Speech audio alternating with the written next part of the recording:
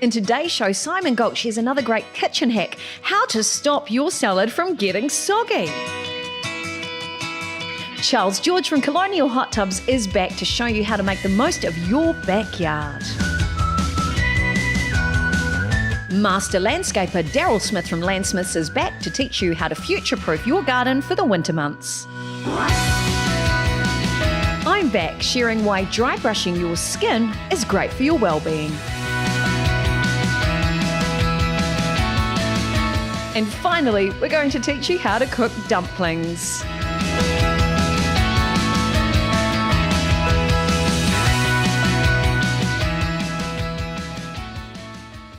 Simon Galt here to show you in under 2 minutes how to make a guava dressing.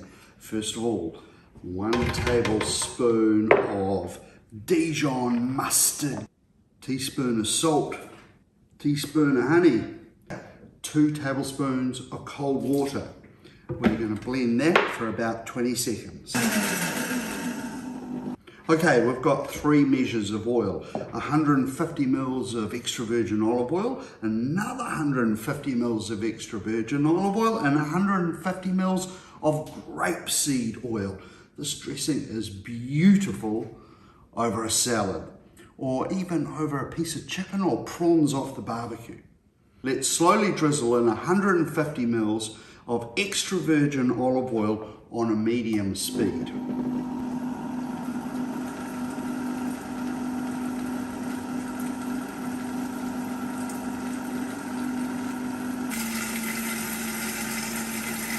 Now the first 150 mils are in, let's pour in the other 150 mils and mix it with 150 mils of water. Give it a little stir up. Now we will dribble that in.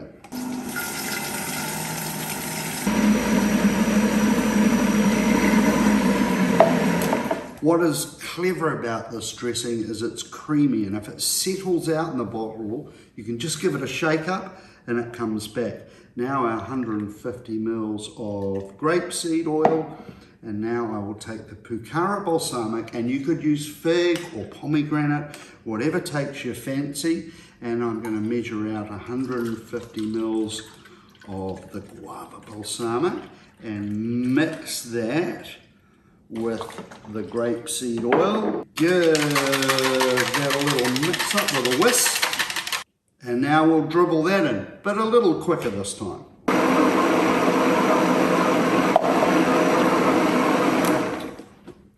A little cracked pepper to finish off.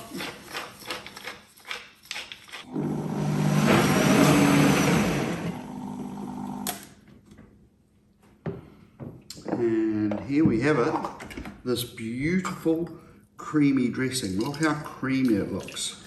It's not split at all.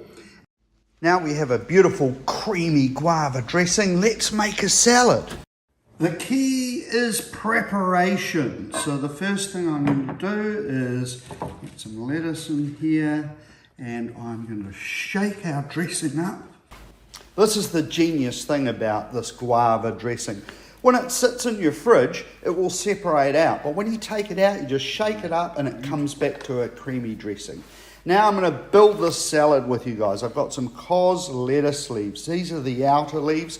I'm tossing them in the dressing, placing them on a platter. Now I've got the inner leaves there, and I've literally cut those into 4 so they're chunky. Give real texture to the salad, and I'm taking my time to position them nicely so it's going to look pretty at the end. At the end of the video here, I'm going to show you how to do a salad in a deep bowl. I want a few more of the outer leaves, so I'm just pulling some off. I'm going to toss those in the dressing too.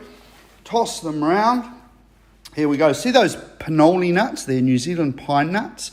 There at the bottom left of the screen. I've just put those into a pan, and I've toasted them off until they're golden brown, which brings out the flavour. This is broccoli now. What I've done is I've blanched those in some salty boiling water, refresh them in some ice cold water, drain them on a paper towel, put them into a bowl, put the dressing over, toss them around, and there I've just positioned them neatly there with the florets sticking up. Oh, I've got some cherry tomatoes going on here. No, I haven't. They're not cherry tomatoes. Those are wild onions that are in balsamic, cipollini onions. The eggs have a little smearing of mayonnaise over the top. Then I've dipped them into cashew dukkha. The tomatoes, I'm putting a little bit of the guava balsamic on there, a little cracked pepper, and a little bit of Murray River salt going on. I'll toss those around a little bit, and then I'll start positioning those into the salad. I've got some big wedges there that I've cut up from larger tomatoes. Now I'm just putting the cherry tomatoes in there. By the way, those wild onions are absolutely delicious. Now these are bell peppers that have been cut in half, got rid of the seeds, in the oven at 185 degrees until they're soft, out into a bowl, cover them with Glad wrap so they steam.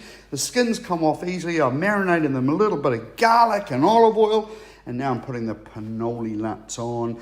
And I think that looks a pretty delicious salad. Let's build a deep bowl salad. I'll leave you with a little bit of music to watch how I do it.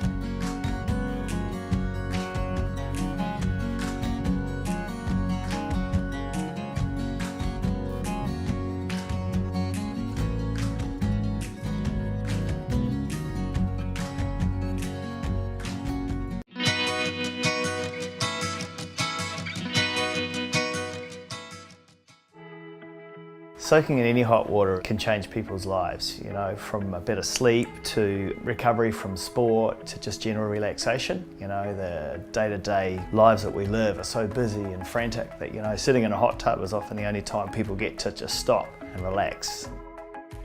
Hi, I'm Charles from Colonial Hot Tubs. We build and install cedar wooden hot tubs. We're the only ones still building hot tubs the traditional coopering way. They're way more stable and very watertight. We have two solutions. We build beautiful bespoke hot tubs. Whatever you want it to look like, we'll build it like that. And we also do a plug and play version which we can just build in the factory and drop into place. Really simple. So our big thing is we listen to the customers, we listen to what they want, how they want to do things, and we design the pool around what they tell us. So there's different ways to heat your pool and sanitise your pool, and it's all about getting the right solution for the customer. My brother bought the company in the late 80s, then unfortunately passed away in 2011, and I came back with my family from overseas to run the company, and it's been a lot of hard work, and we've grown it to what it is today. We're a boutique company. We design and build to order. We don't have a production line of tubs coming off, and I personally work with every tub that goes out the door. A lot of our customers are time poor. They don't want to have to deal with different contractors. We can do everything from the electrician to the landscaper, the one-stop shop. For us, it's not about what's just going to do the job, it's what's going to do the job really well. I don't want to put a screw or a bracket on something that's only going to last a couple of years, it's going to last a lifetime. So all the information's on the website. You can send us an email or give us a call. We'd love to hear from you.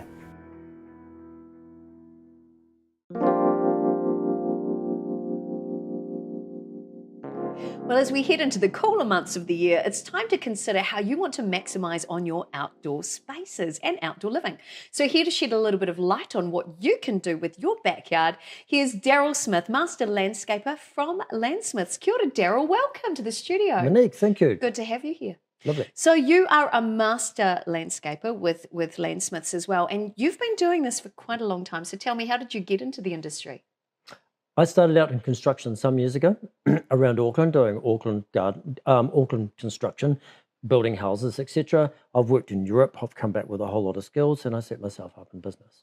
Amazing story as an entrepreneur, and now you've got a pretty big team growing. And my understanding is your son is also involved in the business as well. Yes, he is. So it's great, and yes, we're doing well. That's so good to hear. Now, you've got a bit of a background in obviously landscaping and also in television. So you were the master landscaper also for Maggie's Home and Garden Show. Tell me about that experience. We did a number of years with Maggie Berry, with the Maggie Berry show. We did House and Garden.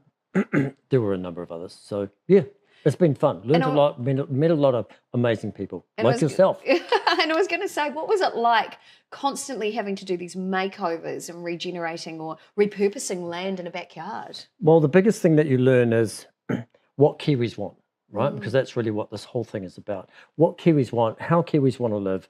And being the makeover team, we had to be quick, we had to be efficient, we had to know what we're doing, we had to be multifunctional, multi-skilled. And really that's what we do. That's what I pride myself on with my company, right across the board. And now, of course, I personally are taking over all the design work and making sure, and project managing, and making sure the whole thing fits together well. Oh, so it's kind of a seamless integration of the project. From We're a small all company, area. and you start with me and you finish with me. Oh, that's gorgeous, gorgeous. So you mentioned there too that you spent a bit of time overseas. So of course, you know, particularly in the Mediterranean as an example, it's a bit warmer than we have here.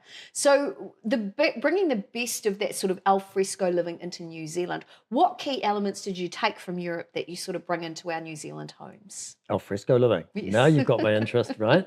I mean, we as Kiwis, we love being outside. We love being in our, used to be a quarter acre. It's not quite so big now. It's not quite so generous, but we still love it just as much, right? We love having our swimming pool in our backyard. We love having our level threshold step out of the door onto our deck, onto our paved patio with a few toys. Now, when I was in Europe, Germany in particular, and Switzerland, I had on a number of occasions true alfresco living as it's meant to be. And in those places where it's a little bit more rustic, there's the grapevine and arbor above, there's perhaps a limestone hoggen pathway, terraced area, and grapevines, the whole thing, you know, and these people really do take it seriously. It's an extended family. There's a big pig on the smoky barbecue, you know, big long table filled with all this really cool kai. And that's what we're after these days. Now, we're not quite as generous as far as the extent of our backyards go, perhaps, but we still embrace that whole family, mostly these days, friends round the table, friends round the barbie, friends round the swimming pool scene. I love it. I know most Kiwis love it as well. And I was going to say, you just mentioned before too that you've got with all the years of experience from construction through to the landscaping business you have now, you've got this idea of what Kiwis really love. So what do Kiwis love in their backyard, and what are they looking for most of all? Well, mostly we're looking for, because our sites are typically smaller, right? We've got a few more toys. We want covered spaces so we can extend our outdoor living, or extend our indoor living outdoors, I guess I should say. We can use louver systems, we can use pergolas, we can use sails, we can use an umbrella or whatever. Typically we're a bit elevated, so we've got fencing, we've got swimming pool in the backyard where we can watch over the children. We've got specialty privacy planting, whether it's topiary or espaliered fruit trees in nice pots. We can really build and pump this whole thing up. We've got heating, we've got lighting. Personally, I've got a television, I've got outside, I've got a spa pool. So that's what we want in our lot. So would you say it's gone, I mean, where I grew up, it was just about making sure we had a nice garden. It's gone from that into being, how can we extend, like you said, our indoor lifestyle into that outdoor space? Is that what you're seeing typically? Absolutely. It used to be the mine quarter acre. You and your dad would get out there with a real stubborn lawnmower every other week, right? Yes. But we don't have that these days. So what we've got a smaller lot. We've got a heck of a lot more going on. We've got a lot more opportunity. It's a lot more sophisticated. But it's also a lot more pleasurable because it can offer us 24/7 undercover, outer cover. I'm fortunate I've got a new louver roof about to go over my terrace. Now that's going to turn that from it's too hot in the afternoon sun, or it's too wet on a wet day, into a 24/7 usable space that will be beautiful, functional. It's covered, it's out of the sun. I can have my mates over, I can have family over. We've got a nice dining table, I've got an outdoor kitchen. We can do the whole 9 yards. Living the dream. So when you're talking to your clients then, what would be, if they want to embrace that alfresco style of living as well, what would you say are the most important key things they have in their own outdoor area to be able to do what you're about to do, which is to be out there 24/7 or all year round? Yeah, sure. So what would be the sort of the key 3 things you need? The 3 things that we typically have included in our gardens. Number 1, there's the swimming pool, because that's the Kiwi lifestyle. You've got the kids at home, you know where they are, the neighbours down the road, everybody's there. A covered space. An outdoor hardscape space such as a deck or a tiled patio, preferably with a level threshold straight off your living room, etc. You want your barbie, you want your outdoor cooking facilities, you want your smoker, lighting and heating. That's probably 5, right? But they're all key elements. And I wanted to jump into lighting and heating. So when you're talking lighting in particular, all I can think of is those big burners that you might see outside a bar, right? Which always seem to me like a little bit dangerous. What would you have for a home environment? Right, but there are now so many options. It used to cost so much to do outdoor lighting with good quality stainless steel fittings or brass fittings that will last the distance outside, right? I'm a great believer in do it once and do it right. Now we have LED lighting. We have lots of options. The louver system I'm about to put in has all its own lighting in it. So it's all mood lighting, it's all dimmable, right? LEDs these days are mostly dimmable. Wow. So we can just light it right up where you can read your book and be meditative if you want to, or you can dim it down and be, have your mood lighting and look across the table. And one of the things you said too was planting for privacy. But what about planting for things like, we've had you on the show before talking about particular plants that will attract mosquitoes as an example. So how important are the plants you plant in your garden as well? Yeah, well, very much so. Number 1, typically it's privacy. Number 2, we're doing a lot of planting for its architectural flavour, right? So when you look at a plant, it's not just, it's got something beautiful about it. It might have a flower, it might have a scent. There's so many reasons to have the plants there. You've also got the pot, so you've got the colours, you've got the texture, you've got the foliage, you've got the scent, you've got the flower. Yeah.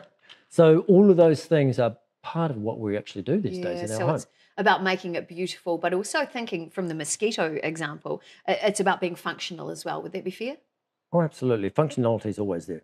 But let's face it, we all push the limits a wee bit, and we're really looking for something beautiful. I mean, we're doing gardens these days for people that are using it for meditative purposes, for restorative, for healing. You want to go out and feel a sense of nature and have it right there next to you, but you don't want to be bugged with all the other things that could go wrong with it. So careful selection at all times.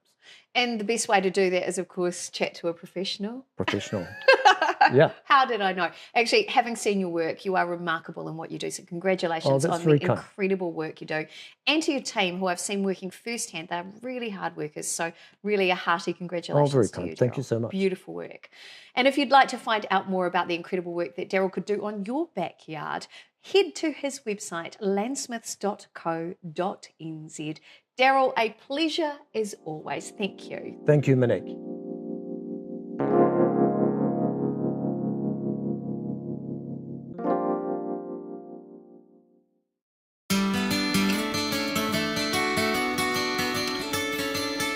Well, do you struggle with dry or flaky skin? It's okay, you are not alone. And we all know that exfoliating our entire body with exfoliating creams can be super costly, which is why it may be time to consider dry brushing. Now, dry brushing is exactly as it sounds. You're brushing the surface of the skin with a dry brush. And when it's done right, the results can literally be a game changer. However, it's really important to do it the right way to ensure you don't damage the delicate surface of your skin. Now, the technique itself is really simple, and it's not actually about scratching the skin's surface, but rather disrupting the scaly, dry, or dead skin cells that sit on the surface of the skin, which can leave your skin looking dull, dry, or in some instances, grey looking. Now, if that's happened to you, you know exactly what I'm talking about, and it's just not pretty. Our skin naturally turns over new skin cells every 27 days, meaning we essentially shed skin cells every month. Having a bath or shower facilitates part of that process, as does the towel you use after bathing, the clothes you wear, and environmental factors as well. Now, interesting fact, a lot of our skin becomes the dust that we see around our homes. So if you're noticing your house is extra dusty right now, it may not be because there's a lot of dust blowing in through your windows. It's actually your body crying out for exfoliation. But how do you dry brush your skin? This is a really good question. If you're new to dry brushing, here's how to get started. First, you need to use a natural bristled brush like these ones from our friends at Rengora. Rengora produces really good quality brushes at affordable prices and are leaders in bath and relaxation products around the world. What I like too is that their products are made of cherry wood or bamboo with natural boar bristles. So they're ethical, sustainable, and there to care for your body and for our planet. You've got to love it. Now, it's really important too to choose the right brush to suit your skin and your needs as well. So a long-handled brush like this is perfect, as it gives you the ability to target those harder to reach places like your back, while giving you the flexibility to disconnect the brush and use it on more targeted areas like the arms, the legs, or the décolleté. Short-handled brushes like these are great for the extremities and easy to reach areas, and if you like a good firm treatment, give you the ability to increase the pressure. However, go easy when you start out. That's my tip for you. Now, some bristles are stiffer than others, and choosing the right brush depends on your skin sensitivity and your preferences as well. So let's talk technique. It really is simple, but it's important that you use the right strokes or movements in the right direction to support lymphatic drainage and your body's ability to get rid of toxins, as well as supporting your skin's health. So, for the lower part of your body, start from the feet or the ankles and work your way upward in long fluid strokes. For your midsection, you can move the brush in a circular motion on your torso and back, and only use light pressure on your abdomen, chest, and neck. It's important to remember too that you should only go over each area a couple of times to avoid irritation, and it's recommended that you dry brush once a day before you have a shower. So, does dry brushing work?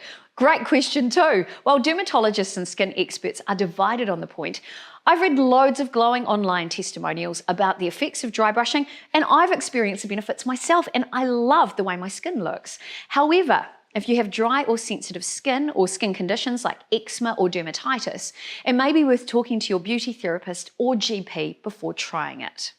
Now, could dry brushing work for you? Another great question. There's loads of health and beauty benefits with dry brushing. So head to our website, guidetobetterliving.tv, and in the search bar, type dry brushing for the full breakdown. Millions of people are doing it around the world right now, so give it a try and see how dry brushing could work for you. Remember that the right brushes are key critical to getting great results. So order your brushes from our friends at Ringora and get started with loving yourself and your skin right now.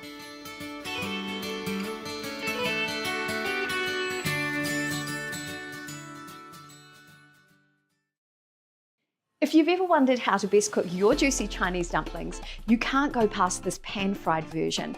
Crispy, moist, and delicious all at the same time. In just 7 to 8 minutes, you too can become a super chef. So let me show you how easy it is. Grab a non-stick pan with a lid and add 4 teaspoons of cooking oil.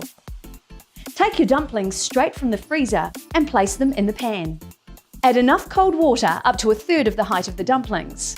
Set your pan onto a high heat and leave to cook for around 7 to 8 minutes. When you hear them start to sizzle and your water is almost gone, reduce the heat and turn your dumplings over. Once the water has completely evaporated and the bottom of the dumplings are golden, they're done.